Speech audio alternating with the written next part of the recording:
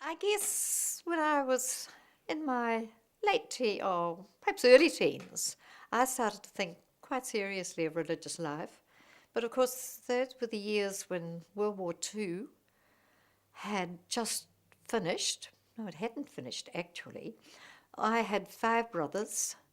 Um, Three of them had been called up during the war. I had a sick mother and a sick father, although I didn't realise at the time, and we were farming. So a lot of the responsibility that my brothers had formerly had, although I was only in my teens, I found myself taking on a good deal more responsibility. And my thoughts of entering religious life kind of diminished a little bit. But then when the war finished and my brothers came home and they started doing their jobs again, I started to rethink going into the convent. And which order would I go to? Well, I wasn't very sure, really. But there was one thing certain. I did not want to go to the Sisters of Compassion. Now, I don't quite know why I made that decision, but I didn't want to go. And I remember so clearly, it was a Sunday night, and I thought, oh, I'll have to do something about this. I was really keen to get into the convent. But the one place I didn't want to go to was the Sisters of Compassion. But I wrote to the Sisters of Mercy, and I wrote to the SMSMs, and they were a missionary order, and they were the ones I was really thinking about. And I took those two letters with me, and I got to the post office, and I thought, oh, no, I can't post those. I brought them home again. And then the next day, I did post them. And I thought, oh, well, I'll write to the Sisters of Compassion too, because I'm not going there. Well, I got a letter back from the Mercy Sisters, but there was a page missing. I don't know to this day what happened, but there was one page missing. So I thought, oh, well, they're not meant for me. Then I got a letter back from the SMSMs who thought that perhaps I should spend a couple more years. That was very soon after the war. Maybe I needed to spend a little bit more time. So that was all right. Then I got a letter back from the Sisters of Compassion. And they said they would be delighted to receive me and all the things that I needed to do, and I read them all down. I thought, oh, by jingoes, I think I just fit into all of those. And that was from where I went. But why didn't you want?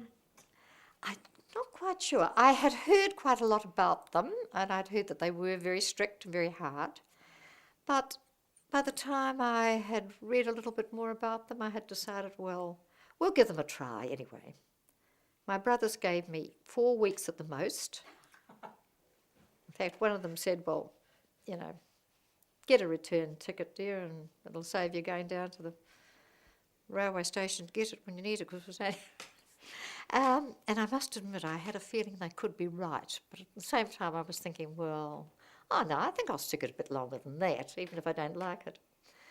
Well, I don't think I ever seriously thought of coming back, of leaving. Well, perhaps that's not quite right. Certainly during the training years, I was okay. It was difficult, it was hard. But in those years, there was a lot of young people. I think when I was in the novitiate, we had 23 young people with us, and they were a wonderful group of young women. They really were. We got on wonderfully well, and I enjoyed those years of training very much. It became very difficult at times after I was professed, and we were more, you would go out to different places and it was just much more difficult. And there were times when I thought, oh, God, I don't know, can I stick this or can't I? But however, like most things, I kind of thought it out. I realised that, I'd seen my parents go through difficult stages in their marriage. And by this, I'd seen a couple of brothers who had been married and also had, really tough times. And I thought, well, they've managed to get through it. Why shouldn't I? And gradually, I think life became a little easier as you went on. The further I went on, I found it perhaps a little easier. But they were very tough days. They really were. When I entered, we used to get up at 20 to 5. And that was very early, because even when I was on the farm, we didn't get up at 20 to 5. And then there was a big concession made. We got up at 5 o'clock. There was no heating in the Island Bay in that great big brick building. There was no heating, and I found it very, very cold. The first few winters, I used to think I'd die. But I don't know, maybe my blood got a little thicker or something, because it didn't seem to be quite so cold as time went on. But they were difficult and hard days. And of course, what was most difficult, I think, was that we didn't get free time. You know, we worked all day, every day, and that was 7 days a week, 365 days of the year. And that I found very, very difficult. But like all things, that changed. And, you know, life became much more reasonable, I think, in many ways. Not easy, but much more human. When I first entered, we didn't go home. My father died about 3 years after I entered, and I wasn't able to go home to see him before he died. But why was it so strict? Well, that was how religious life was in those days. It wasn't just us either, was it? All the orders were like that. They were very, very strict, and you sort of, I don't know, you took it and that was it. If you wanted this life, that was how it was. And there wasn't a lot of, you couldn't really sit down and say, but look, couldn't we change this? There are better ways of doing it. That just wasn't acceptable sort of in those days. You didn't. You either took it or left it. But those were all the things that changed that I can look back on and see that it's so different now, or so different for many years really. And certainly if you have somebody, a family, or anybody in the family or a parent ill today, you could quite likely go home and care for them. Things are just so different. But those early days were difficult.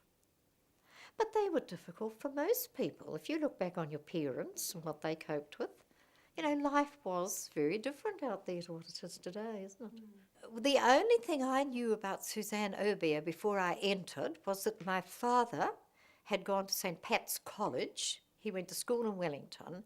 And I used to sometimes hear him talk about the old lady that used to dress their wounds when they were hurt at football, because at that stage she was in the...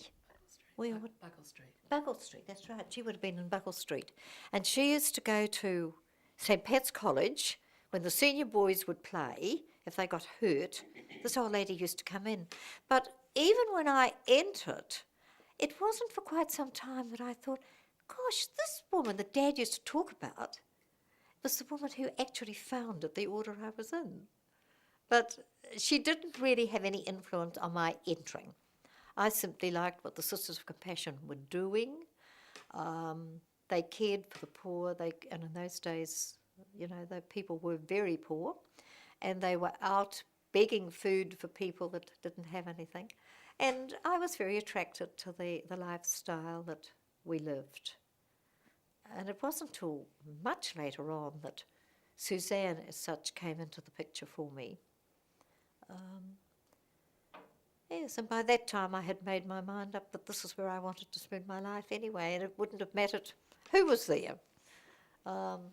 She just became a very interesting character, and of course the more I learnt about her, the more I admired her and thought, well, yeah, this is wonderful. But I really remember thinking, isn't that extraordinary that my father used to talk about this woman?